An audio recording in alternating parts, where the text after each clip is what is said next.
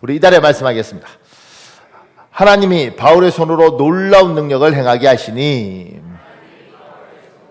놀라운 능력을 행하게 하시니 심지어 사람들이 바울의 몸에서 손수건이나 앞치마를 가져다가 병든 사람에게 얹으면 심지어 사람들이 바울의 몸에서 손수건이나 앞치마를 가져다가 병든 사람에게 얹으면 그 병이 떠나고 악기도 나가더라. 그 병이 떠나고 악기도 나가더라. 사도행전 19장 11절 12절 말씀 사도행전 19장 11절 12절 말씀. 우리의 기도하겠습니다. 능력 많으신 여호와 하나님, 나를 통하여 놀라운 능력을 행하소서. 능력 많으신 여호와 하나님, 나를 통하여 놀라운 능력을 행하소서. 내가 기도할 때 병이 떠나고 악기가 나가게 하소서. 내가 기도할 때 병이 떠나고 악기가 나가게 하소서. 내가 찬송할 때 가정이 밝아지고 교회에 은혜가 있게 하소서. 내가 찬송할 때 가정이 밝아지고 교회에 은혜가 있게 하소서. 내가 말할 때 소망이 솟아나고 기대가 넘치게 하소서. 내가 말할 때 소망이 솟아나고 기대가 넘치게 하소서.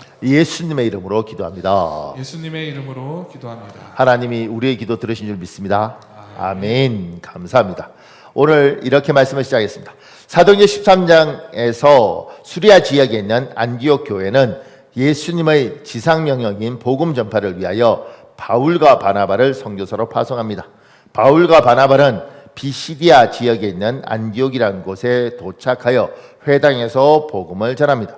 복음을 들은 유대인들은 바울과 바나바를 따르며 다음에도 말씀을 전해달라고 합니다.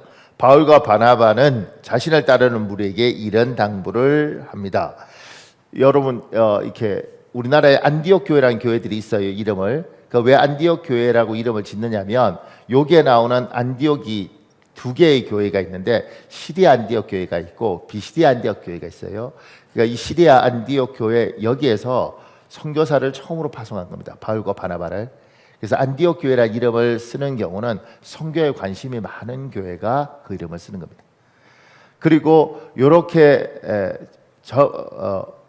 바울과 바나바를 파송했는데 바울과 바나바가 이렇게 전도를 다니다가 지금 비시디아 안디옥이라는 곳에서 말씀을 전하고 거기에 있던 유대인들이 은혜를 많이 받아요.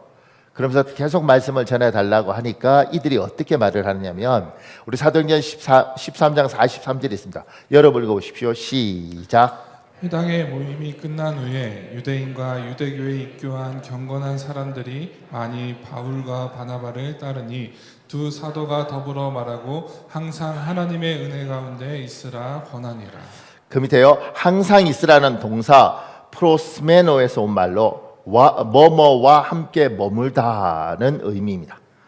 그 다음에 권한이라는 설득하다는 의미를 지닌 동사 페이도의 미완료 과거형으로 거듭 설득하고 있었다는 의미입니다. 본문을 다시 번역하면 하나님의 은혜 가운데 머물러 있도록 거듭 설득하고 있었다입니다. 그러니까 사도 바울에게 계속 계십시오. 다시 다음 주에도 와서 말씀 전해 주십시오. 그럴 때 사도 바울이 말씀을 전하고 이들이 은혜를 받았으니까 그 다음에도 와서 말씀해 주세요. 이렇게 이야기하는 거 아니겠어요? 그러니까 이들에게 뭐라고 이야기하냐면 당부를 하는 겁니다. 너희 은혜 받았지 오늘? 이 은혜 속에서 계속 있어야 돼. 이 은혜 놓치면 안 돼. 지금 받았던 은혜 기억하고 살아야 돼. 이렇게 이야기하는 거예요. 그 밑에요. 왜 바울과 바나바는 비시디아 안디옥에 거주하며 말씀의 은혜 받은 사람들에게 은혜 가운데 머물러 있기를 계속해서 반복적으로 권하는 것일까요? 바울에게 은혜가 무엇이기에 이렇게 강조하는지를 살펴보며 오늘 우리에게 주시는 하나님의 음성을 듣는 시간을 가지겠습니다. 바울은 은혜를 강조했는데 그 은혜에 관한 이야기를 좀 하려고 합니다. 그 밑에요. 은혜 가운데 있으라. 은혜가 아니면 우리가 예수님을 믿게 된 것을 설명할 길이 없습니다. 은혜 가운데 있으라는 말은 나를 예수 믿게 한 그 은혜를 떠나지 말고 그 은혜 가운데 머물러 있으라는 것입니다. 여러분과 저는 서양식 교육에 익숙하게 훈련되어 있습니다. 서양식 교육은 어떤 개념이냐면 뭐가 있으면 개념으로 정리하는 겁니다. 은혜 받을 수 없는 사람이 받는 놀라운 것 이렇게 해서 딱 정의가 합니다. 근데 이렇게 정의를 하니까 들어오는데 이게 느껴지는 거하고는 좀 달라요. 사랑, 좋아하는 감정 정리는 되는데 이게 뭐지? 할 때 이 개념이 이게 서양의 개념입니다. 그러니까 동양적인 개념은 어떠냐면 이를테면 은혜, 겪지 않으면 이해할 수 없는 것 이런 식으로 나오는 거예요. 잘 안 와다. 그런데 뭔가 이렇게 사랑 미칠 것 같은 거시기 뭐 이렇게 오면 이게 확 이게 아니지만 뭔가 이렇게 와요. 이게 동양과 서양의 이 개념이 다른 겁니다. 이쪽은 자꾸 개념으로 정리해서 요게 딱 가지고 있고 여기는 피부로 자꾸 느끼게 하고 싶은 거예요. 우리 성경은 뭐 하나님의 말씀이지만 유대인들, 이스라엘 사람들은 동양적 개념을 가지고 있는 사람들입니다.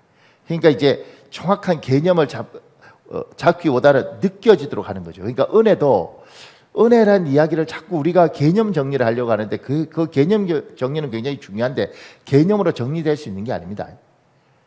아버지의 사랑, 어머니의 사랑이 한 줄로 정리될 수 있는 게 아닙니다. 그걸 어떻게 한 줄로 정리할 수 있겠습니까? 하나님의 은혜도 그래서 끊임없이 들으면서 이게 이건가 보다 이렇게 느껴가는 거죠. 지금 바울이 너희가 은혜 안에 있어라. 은혜 안에 너희가 그 은혜 가운데 머물러 있어야 된단다. 이렇게 이야기할 때 이 은혜가 무엇인가? 이게 어떤 것인가? 머릿속에 한 줄로 정리하고 싶지만 우리의 욕망은. 근데 이건 한 줄로 정리해도 느껴지고 그 깊이를 더해 가야지 은혜가 은혜 되는 겁니다. 바울이 지금 은혜 안에 있으라 그럴 때 그 은혜가 무엇인가? 그 밑에요. 사도 바울은 예수님을 믿기 이전의 삶은 성령 충만한 집사 스데반을 죽이도록 배후 조종한 사람입니다. 우리 사도행전 7장 55절에서 60절 있습니다. 여러분 읽어보십시오. 시작. 스데반이 성령 충만하여 말하되 보라 하늘이 열리고 인자가 하나님 우편에 서신 것을 보노라 한데 그들이 큰 소리를 지르며 귀를 막고 일제히 그에게 달려들어 성 밖으로 내치고 돌로 칠세 증인들이 옷을 벗어 사울이라 하는 청년의 발 앞에 두니라. 그들이 돌로 스데반을 치니 스데반이 부르짖어 이르되 주 예수여 내 영혼을 받으시옵소서 하고 무릎을 꿇고 크게 불러 이르되 주여 이 죄를 그들에게 돌리지 마옵소서 이 말을 하고 자니라. 보세요. 스데반 초대 교회에서 7 집사를 선택하잖아요. 그 중에 성령과 지혜가 충만한 사람 중에 대표적인 사람이 스데반 집사였는데 이 스데반 집사가 돌에 맞아 죽습니다. 돌에 맞아 죽을 때 이 돌 던지는 사람들이 옷을 누구한테 갖다 놓냐면 우리가 지금까지 늘 존경하는 사도 바울, 그 바울이 다른 이름이 사울이었는데 그 사울이란 청년 앞에 옷을 다 벗어놓고 돌을 던져요. 이 말은 뭐냐면 사도 바울이 요 전체를 모의하고 주동하고 옷 다 나한테 맡기고 너희 돌 던져 이렇게 했다는 거예요. 그래서 좀 심하게 해석하는 랍비는 그 당시에 여기가 그런 것들을 조정하는 검찰총장이었다 뭐 이렇게도 해석하더라고요. 근데 분명한 건 이 모든 것들의 배후 조정을 누가 했느냐면 스데반을 죽이도록 만든 요 모든 것들을 사도 바울이 주도권을 가지고 다 모아놓고 옷은 나한테 주고 너희가 돌 던져 죽여 그렇게 했던 배후 조정. 그러니까 굉장히 나쁜 놈이라는 거예요. 하나님 입장에서 보면 굉장히 괘씸한 놈인 거죠. 왜냐하면 성령과 지혜가 충만한 집사를 때려 죽인 거지 않습니까? 그것도 돌로. 그렇다면 여러분의 입장에서 여러분의 사랑하는 누군가를 누가 배후 조정해서 돌로 때려 죽였으면 이걸 놔두겠냐고요. 하나님 입장에서도 똑같은 입장일 텐데 하나님은 그 사도 바울에게 어떻게 하느냐면 그 밑에 보면 사도 바울이 예수님을 먼저 사랑한 것도 찾은 것도 아닙니다. 그러나 예수님은 자기가 너무나 사랑한 집사 스데반을 돌로 쳐 죽인 흉악한 사도 바울을 먼저 찾아오십니다. 그리고 사랑의 손을 내미십니다. 사도행전 9장 3절에서 5절에 있습니다. 여러분 읽어보십시오. 시작. 사울이 길을 가다가 다메섹에 가까이 이르더니 호련히 하늘로부터 빛이 그를 둘러 비추는지라. 땅에 엎드러져 들음에 소리가 있어 이르시되 사울아 사울아 내가 어찌하여 나를 박해하느냐 하시거늘 대답하되 주여 누구시니까 이르시되 나는 내가 박해하는 예수라. 지금 밑에 얘기해줬습니다. 이것이 은혜입니다. 사랑받을 조건이 안 되는 자에게 사랑을 주시는 것, 혜택받을 자격이 없는 자에게 혜택을 주시는 것, 이것이 은혜입니다. 하나님의 은혜는 받을 수 있는 자격이 있는 사람이 아니라 우리가 생각할 때 하나님은 절대 저 배후 조정한 사도 바울, 그 당시에 사울은 절대 저런 놈 은혜 못 받을 거야. 저건 진짜 나쁜 놈이야. 스데반을 때려 죽였어. 야, 그것도 배후 조종해서 진짜 용서할 수 없는 놈이야. 이렇게 말하는 얘에게 하나님이 가서 손을 내밀고, 예, 네가 왜 날 박해하니? 그리고 그 손을 잡아주는 것, 이게 은혜란 말입니다. 그러니까 인간은 은혜 베푸기가 거의 불가능해요. 사람은 은혜 베푸기가 거의 불가능합니다. 이렇게 맞았을 때 내가 용서할게, 이게 쇼를 할 수도 있고 머리 굴려서 나름대로 먼 미래를 보고 이득을 생각할 수도 있지만, 그런 거 없이 순전한 마음으로 네가 사랑하는 내 친구를 죽였는데도 난 널 사랑해, 네가 사랑하는 내 형제를 죽였는데도 내가 널 사랑해, 다 용서해 줄게. 이건 정상적인 인간이 가질 수 없는 거란 말입니다. 할 수 없는 것, 할 수 없는 이것을 해주시는 것, 이게 은혜라는 거죠. 사도 바울이 이 사람들에게 너희 은혜 받았지 이렇게 이야기할 때, 하나님이 사랑할 수 없는 너희를 나 같은 걸 사랑해 주셨던 이 은혜, 그 은혜를 지금 너희에게 주고 있고, 너희가 회당에서 안식일에 내가 전하는 하나님의 말씀을 듣고 지금 은혜를 받고 있는데, 이거 엄청난 거다. 이 은혜에서 떠나지 말아라. 이거 지켜야 된다. 여러분과 제가 이 예배당에 와서 이렇게 예배 드리면서 때로는 눈물 흘리고 때로는 그 말씀을 들으면서 저 말씀이 내 말씀이네. 이게 뭐냐면 이게 은혜라는 거죠. 예배당에 아무나 오는 거 아닙니다. 아무나 예수 믿는 거 아닙니다. 이번에 제가 어떤 자매를 만났는데 그 자매가 이렇게 말을 하더라고요. 자기 인생이 너무 힘들어서 교회 다니는 누군가에게, 자기 아는 사람에게 이렇게 말했다는 거예요. 나 교회 좀 데려가줘. 이렇게. 그래서 예수를 믿게 됐다는 거예요. 감동이 안 오는군요. 보세요. 너무너무 인생이 힘들어. 그러니까 내가 잘 아는 누군가에게 나 너무 힘들어, 우리 여행 좀 가자, 이렇게 말을 할 수도 있고, 나 너무 힘든데 나 술 한잔 사주면 안 돼? 나 술 먹고 진탕 취하고 싶어, 이렇게 말할 수도 있을 거 아니에요. 그런데 왜 나 너무 힘든데 나 교회 좀 데려가주면 안 돼? 왜 이런 말을 했을까? 은혜더라는 거죠. 여러분과 제가 이 교회에 와 있는 것, 오늘 예배 드리는 것, 이것이 은혜라는 거죠. 왜 내 친구들 그 많은 사람 중에는 나보다 잘나고 똑똑한 사람도 하나님 안 믿고 그냥 그렇게 살다가 갔는데 나는 어쩌다가 예수를 믿었을까?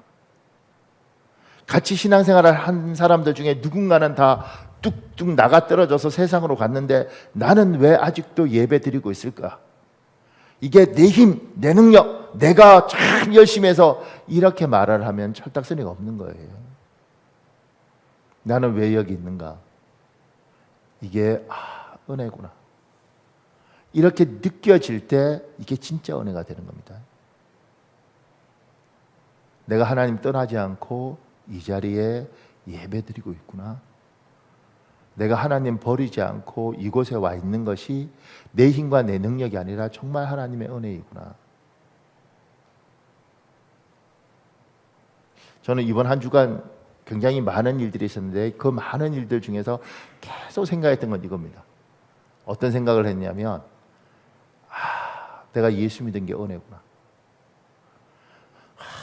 내가 어떻게 예수를 믿었을까? 내가 예수를 안 믿었더라면 나는 어떻게 살고 있었을까? 내가 예수를 믿은 게 은혜.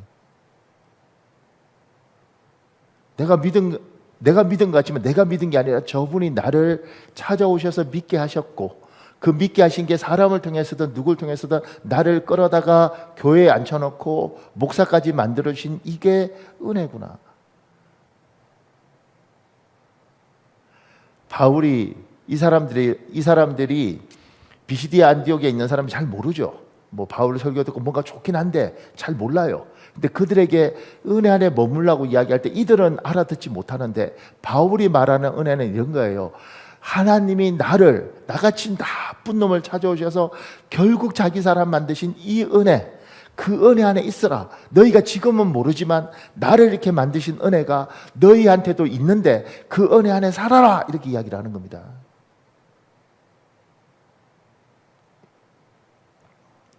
여러분과 저를 이곳에 부르시고 예배하게 하신 하나님의 이 은혜, 아직 사실은 우리가 잘 모르는 거예요. 이 은혜가 얼마나 거대한지.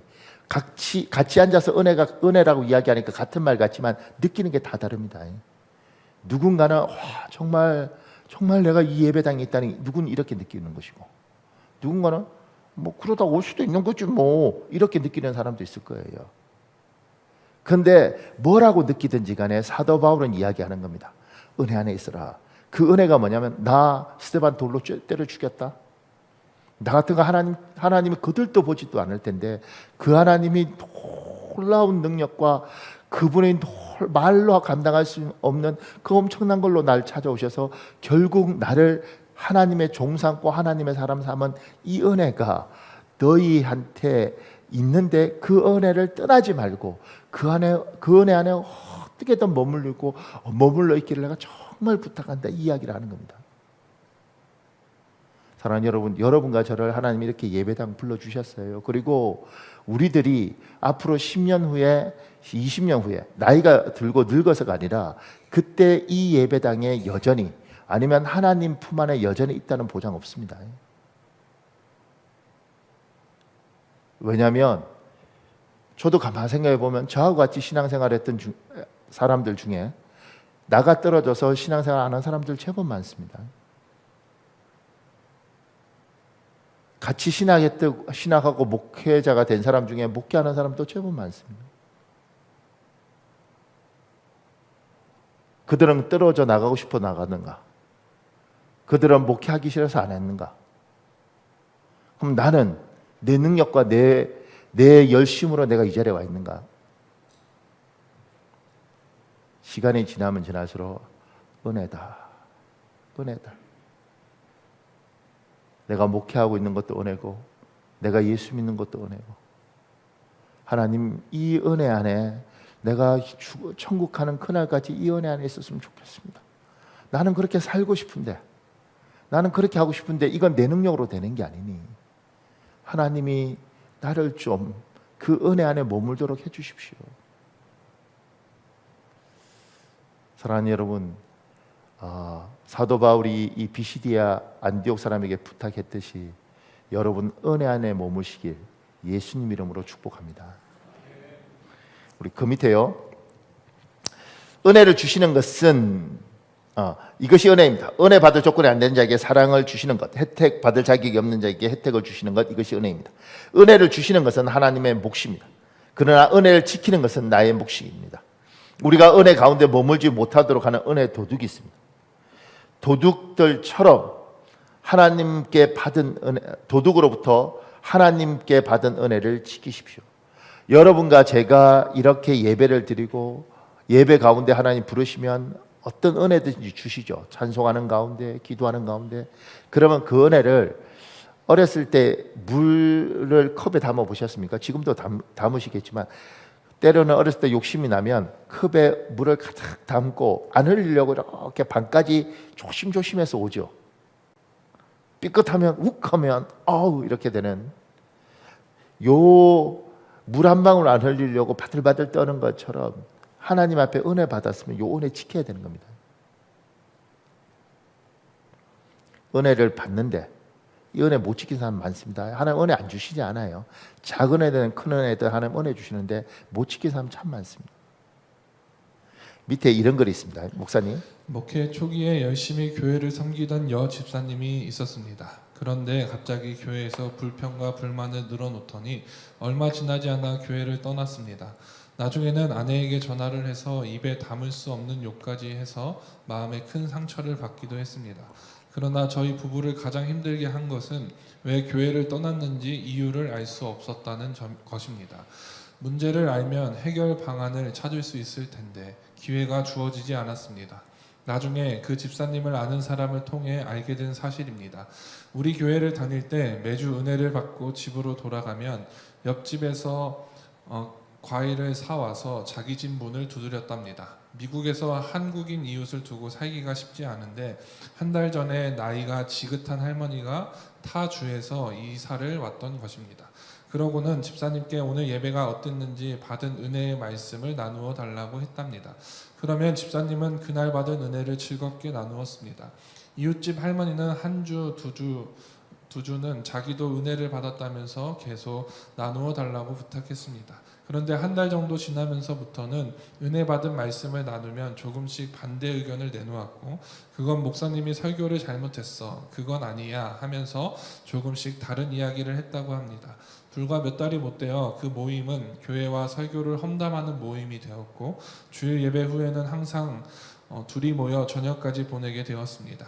그 후 교회에 열심히 나오던 집사님이 교회를 떠나게 된 것은 당연한 수순이었습니다.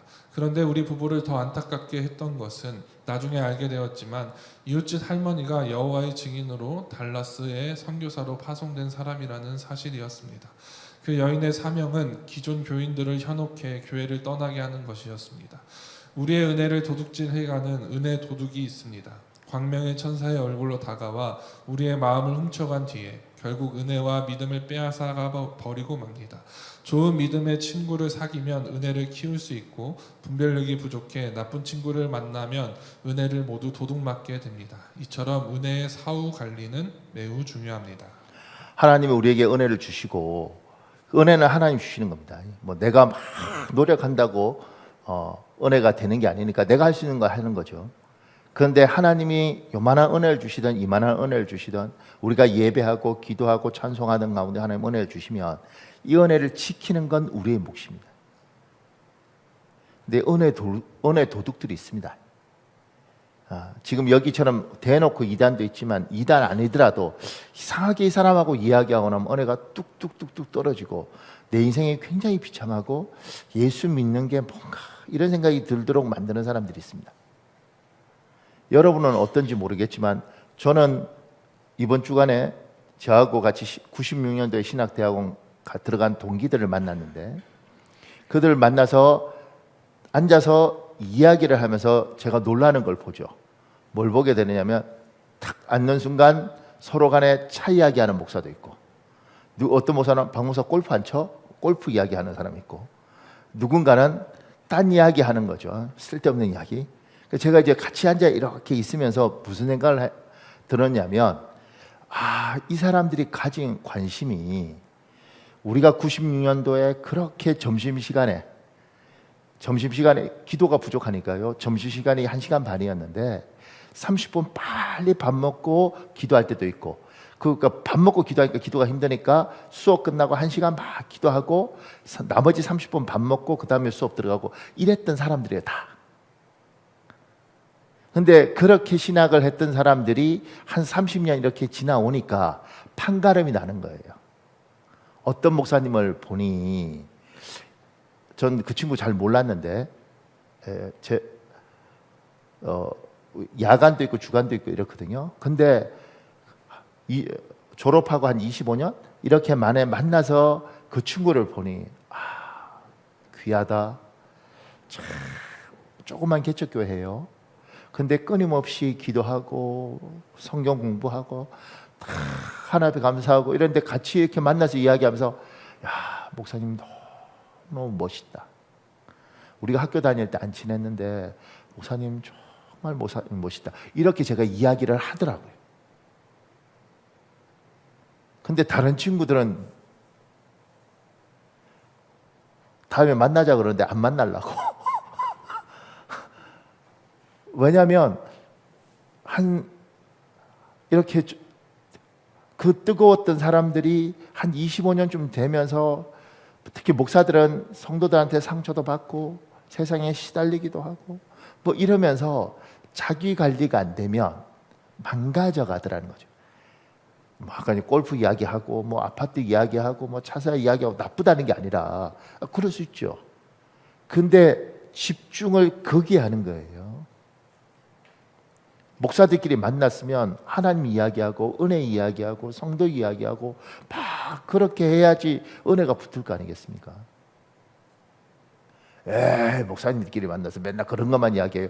그러지 않은 목사들이 많죠. 그런데 목사들끼리 어떤 목사님들 만나면 맨날 정치 이야기합니다. 내가 그 사람 이야기 듣느니 내가 유명한 사람 책을 읽지 왜 내가 그 사람이 나한테 정치 이야기를 듣겠어요. 목사님들하고 만나서 이야기하면 하나님이 그들에게 준 놀라운 은혜가 있다니까요. 기도하면서 그들에게 하나님이 가르쳐준 그런 은혜하고 같이 이야기하고 나면 충만하고 진짜 우리 하나님 살아계시구나 이렇게 간다고요. 제가 이번 주에 이렇게 쭉 돌면서 7원 중앙교회 우리 3월달 전도 같은 목사님 만나서 이제 밥 사주고 이야기하면서 어때 이렇게 하니까 이제 그 교회 십자가가 섰어요. 그러면서 그 목사님 뭐라고 하는지 아세요? 목사님 우리 성도 말고 다른 우리 성도 언니가 있는데 그 언니가 항암 치료를 계속하고 그래서 새벽에 왔는데 자기한테 기도해 달라고 해서 자기는 막 걱정도 많이 되는데 하여튼간 기도를 하는데 막 너무 마음이 뜨겁더래. 그래서 오늘 항암하고 검사 확인한다고 그래서 자기가 막 기도하는데 너무너무 뜨겁고 그다음에 자기가 막 기도하면서 자기가 뭐 기도를 멈출 수 없을 만큼 막 이렇게 기도하더라는 거죠. 그리고 이제 새벽에 그렇게 기도 끝내놓고 나중에 거기가 병원에 가서 검사하고 와서 목사님 의사가 보고 놀래서 아니 어떻게 이렇게 깨끗하게 없어질 수 있죠? 이건 기적인데요? 이렇게 이야기하더라는 거지. 가장 놀란 건 의사도 놀랬고 이 사람도 놀랬지만 기도한 권 목사님이 더 놀랬죠. 왜냐하면 자기 능력이 있다고 생각 안 했단 말이에요. 근데 그 이야기를 들으면서 제가 무슨 위로를 받느냐면 하나님이 하나님의 교회를 세우려면 이렇게 세우시는구나. 그 교회 건축하고요 성도 10명도 없었어요. 다 도망갔다고. 건축기 현장 세워놓으면 도망가 버리고 그 다음 세워놓으면 도망가 버리고 그 다음 세워놓으면 그분은 목사님 건축기 현장인데 다 지어지면 오겠습니다 이랬다. 내가 주일날 성도들 어때? 그러니까 목사님 한 40명 50명 예배 드리고요 철야 예배도 성도들이 나오고요 주일 예배도 새벽 예배도 성도들이 나와서 같이 기도하고 있어요 이래요.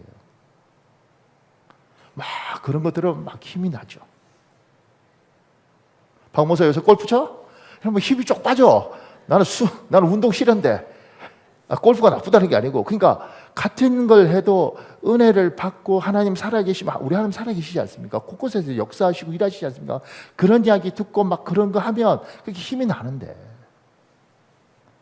여러분을 하나님 사람 만든 그 하나님께서 여러분에게 은혜를 주시면 그 은혜를 잘 유지하고 또 그 은혜를 같이 나누면서 은혜를 이렇게 진짜 우리 하나님 참 귀하시오 이렇게 가도록 살아야 된다는 거죠.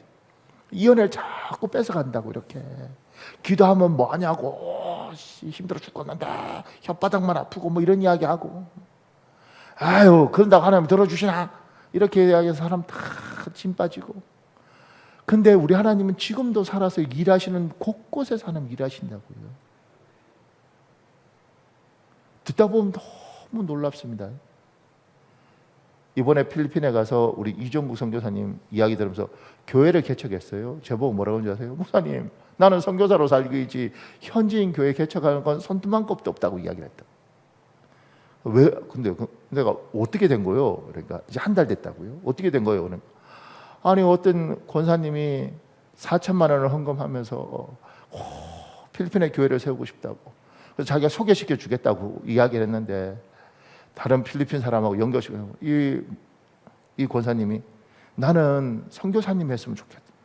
아니 마닐라 쪽에서는 4천만 원 갖고 절대 교회할 수 없다고 선교사님 했으면 좋겠다고 이래서 그거 갖고 안 된다고 그러고 있는데 다른 교회 한 군데서 어떤 권사님이 3천만 원을 선교부를 통해서 이렇게 필리핀에 교회를 세우고 싶다고 그래서 그러면 저쪽 연결시켜 주겠다고 이랬는데 이쪽이 연결시켜 줬는데 여기가 연결이 안 되면서 이분이 나는 선교사님 했으면 좋겠어요 이렇게 돼서 7천만 원이 갑자기 생긴 거예요.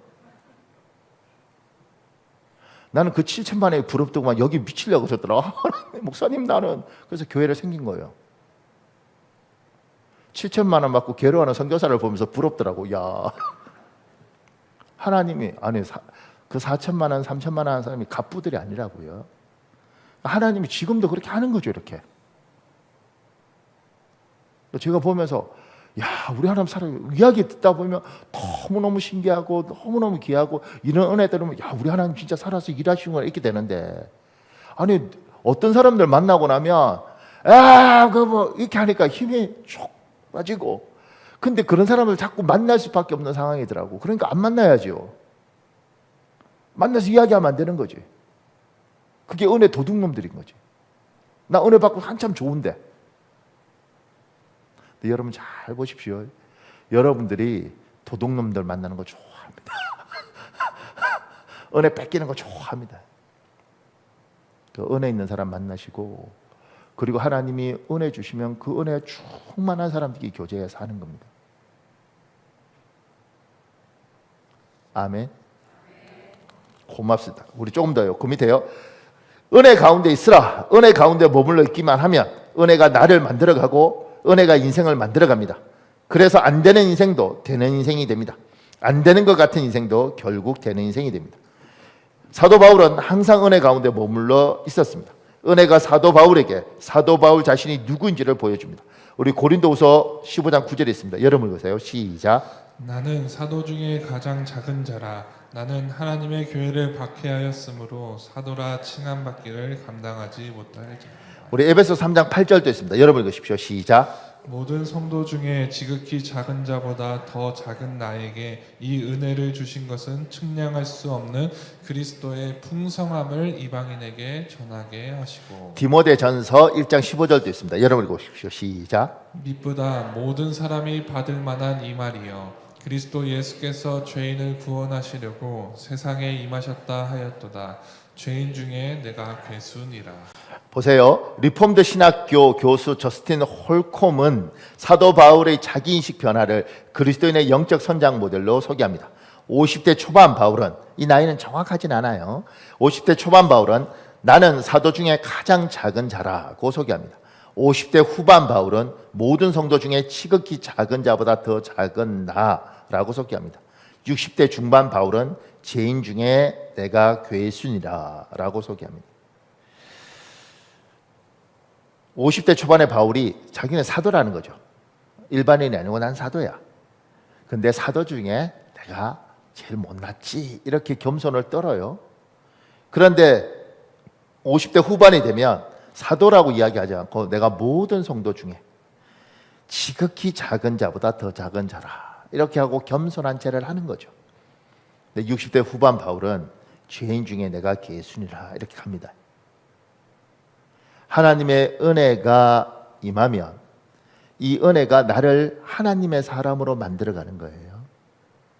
내가 누군지를 보고, 내가 누군지를 알고, 내가 어떤 사람인지를 알고, 그리고 그걸 깨닫게 하고, 그리고 어떻게 내가 살아야 되는지를 알게 하는 겁니다. 사람은 철은 나이가 들면 드는 줄 아는데 나이 들어도 철딱 쓰는 사람 많습니다. 근데 하나님의 은혜가 오면 이 은혜가 사람을 철들게 해요.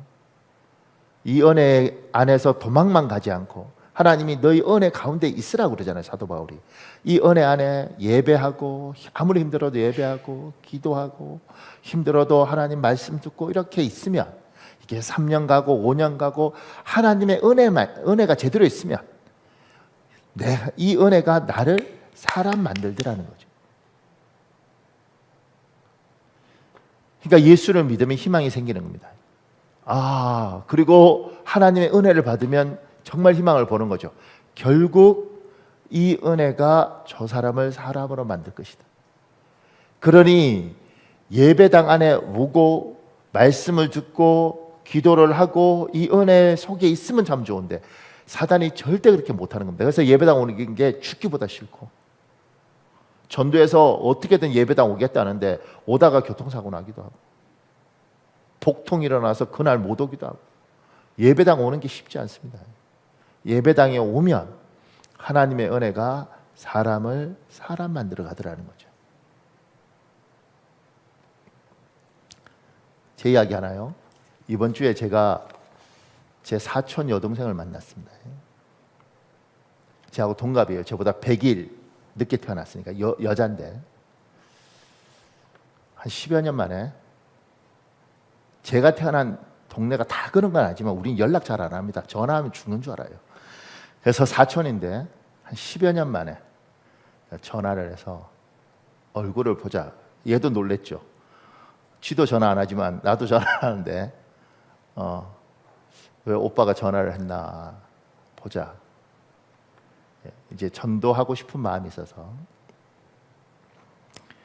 참 힘들게 만났는데 만날 때 이런 마음이 들더라고요. 내가 꽃다발을 꼭 한번 사줬으면 좋겠다. 그래서 꽃다발을 샀어요. 내가 제 여동생한테 꽃다발을 주니까 얘가 50대 중반인데 지 평생에 남편한테도 못 받아봤고 일가친척 한 번도 못 받아봤던 꽃다발을 그것도 사촌 오빠한테 받는 거죠. 받고 제가 용돈을 주고 그러면서 이제 이런저런 이야기하는데 감사하게 얘가 우리 집안에는 있을 수 없는 일인데 교회를 다녀요. 너무 어려운 가운데 교회를 다니기 시작을 했대요. 그러니까 이제 전도하러 열심히 갔는데 그 왜 교회를 다니고 왜 예수를 믿게 됐는지 이 이야기를 들으면서 또 제가 은혜를 많이 받았죠. 하나님이 구할 사람에게 이렇게 구해 주시는구나. 그러면서 이런 저런 이야기를 하면서 제가 이 아한테 이런 이야기를 했어요. 얘야, 내가 예수를 믿고 사람이 됐다. 야. 네한테 용돈 줄 생각도 하고 꽃 선물 해줄 생각도 하고 내가 하나님 안 믿었으면 이렇게 못 살았을 거다. 왜 우리 동네 사람들은 이렇게 못 사는가? 내가 보니까 요새 젊은 애들은 잘도 하더구만 왜 우리는 이런 건 못하는가? 배운 적도 없고 본 적도 없고.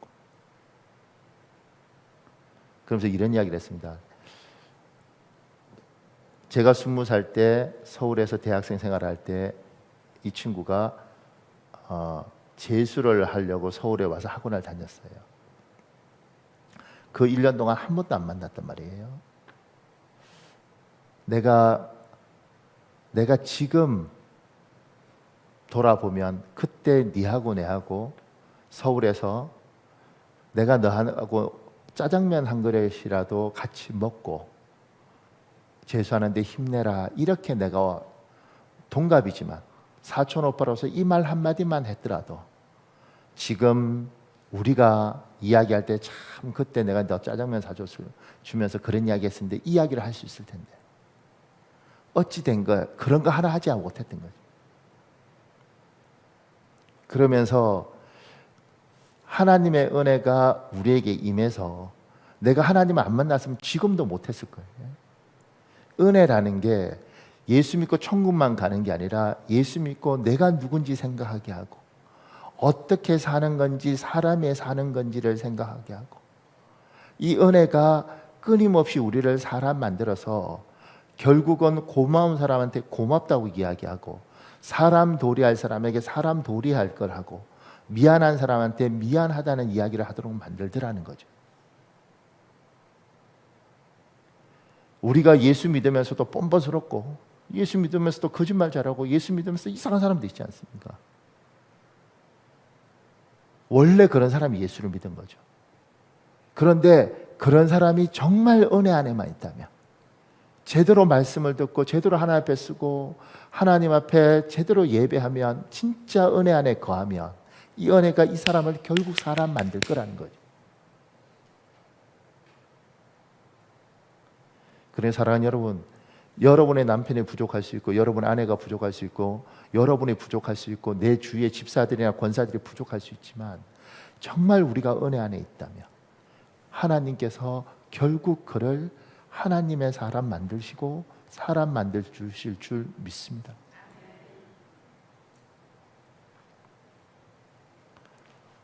그러니까 제대로 은혜 안에 없는 거죠.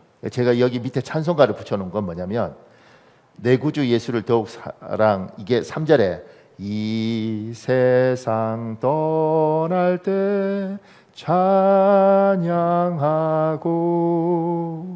숨질 때 하는 말 이것일세. 다만 내 비는 말 내 구주 예수를 더욱 사랑.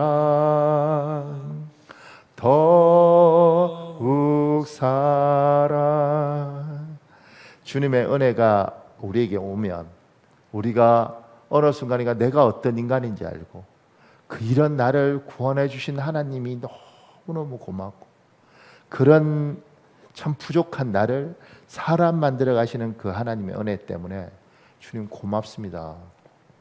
내가 당신 안 만났으면 어떤 인간으로 살다가 어떻게 죽었을까요? 당신이 나 만나 주셔서 나를 사람 만들어 가셔서 참 고맙습니다. 지금도 나이 들어도 사람 구실 못한 사람들 참 많습니다. 지금도 막 좋은 학교 나오고 머리 좋아도요 인간으로서 참 사람이 뭐 저런 사람이 다 있나 이런 사람들 많습니다. 은혜가 오면 그 은혜가 나를 사람 만들고 사도 바울이 자기가 누군지 알면서 내가 참 교만했구나, 내가 참 거만했구나, 야 내가 진짜 나쁜 놈이었구나, 내가 정말 죄수였구나, 이런 것처럼 하나님의 은혜가 오면 이걸 깨달아가면서 내가 왜 그렇게 살았을까, 내가 왜 이랬을까, 하나님 진짜 내가 그러면서 사람이 사람 되는 거죠. 예수를 믿으면 그래서 희망이 있는 겁니다. 내 남편이 예수를 믿으면 이 사람이 교회를 오고 은혜를 받으면 그래 그러면 내가 버틸 수 있겠다, 희망이 있겠다. 내 아이가 하나님을 믿으면 그래 지금은 부족해도 이 은혜가 있으면 언젠가 은혜가 죄를 사람 만들거든. 그러면 이 아이가 엄마 정말 미안해요, 내가 왜 그렇게 살았을까요, 정말 내가 나쁜 놈인 줄 몰랐는데 정말 내가 나쁜, 이 고백할 거다. 그 기대를 가지는 거죠. 사랑하는 여러분, 우리 기도할 수밖에 없는데 우리 한 10분 정도 오늘 하나님 나에게 이 은혜를 알게 하시고 나에게 이 은혜가 머물게 하시고 이 은혜 안에 떠나지 않게 하여 주옵소서. 하나님 주님의 그 거대한 은혜를 성령님 이 시간에 임재하여 주셔서 나에게 알게 하여 주옵소서. 이 시간에 우리 주여 한번 간절히 부르시고 우리 10분 정도 통성으로 기도하는 시간 가지겠습니다. 주여 아버지 도와주십시오. 아버지 도와주십시오.